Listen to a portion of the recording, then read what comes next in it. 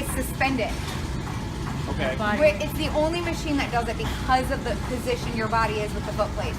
So your weight, the heavier you are, if we didn't control the resistance based off of body weight, the heavier you are, the easier this would be if we just had a very standard resistance level.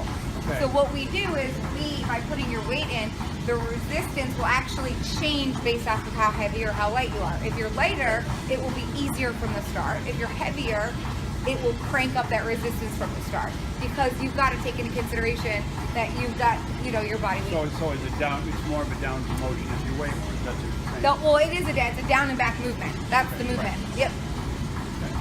And that's why it does, our bikes, our treadmill, it doesn't matter for that. That's just calories. So it's just this one. Just the arc trainer. So on the flip side, on the other spectrum, if you have somebody who's super fit, you see the people that come in like they're with the weight vests on. They're doing it to get a better workout. Right. So if you can actually set their weight to higher. So let's say they're, you put it at 250 as opposed to 185. So we set their weight higher so the resistance from the beginning is harder. It becomes like that weight vest mode. It becomes more challenging for them. Put it. I put my real weight now. Yeah, go ahead. Whatever you want.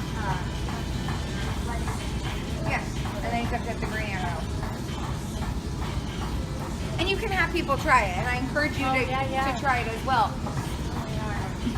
So, if you think of too, with people who, I used to train a firefighter, and I would actually have him on here with a heavier weight so that we could train at that heavier load, because when he was on the job with all of his pack on, he had more load he had to move. Right. So we trained at that heavier load so he wouldn't experience the effect on the job. So you can take it from that aspect as well. Yeah, absolutely.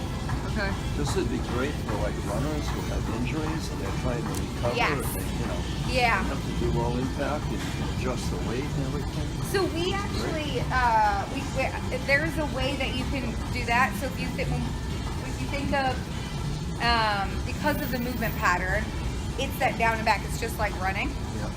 Go ahead. She's pushing down and back. So in this position, we're going to bring her down. Go ahead and hit the green quick start.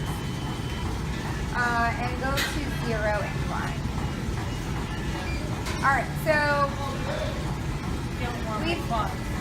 we have incline on this side. We have resistance over here. There's 100 levels of resistance. When you get on an arc trainer, it's going to ask you to put your body weight in. So just like every piece of cardio equipment, we put our body weight in, it's to give us more accurate calorie readings, right? Yep. With the arc, it actually is going to give us relative intensity, relative resistance, I should say. So when we put our weight in, this level, this 100 levels, becomes a relative resistance for Karen, which helps because if we have somebody who, with those 100 levels, a 15 resistance is going to feel like a 15 to her, and a 15 resistance is going to feel like a 15 to you.